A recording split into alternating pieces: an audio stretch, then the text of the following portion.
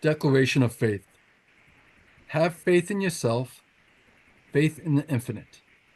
Faith is the eternal elixir which gives life, power, and action to the impulse of thought.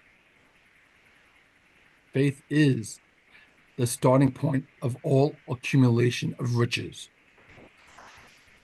Faith is the basis of all miracles and all mysteries which cannot be analyzed by the rules of science.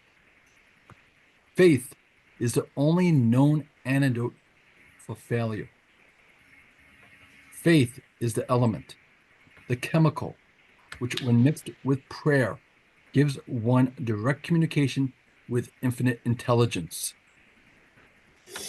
Faith is the element which transforms the ordinary vibration of thought, created by the finite mind of man, into the spiritual equivalent.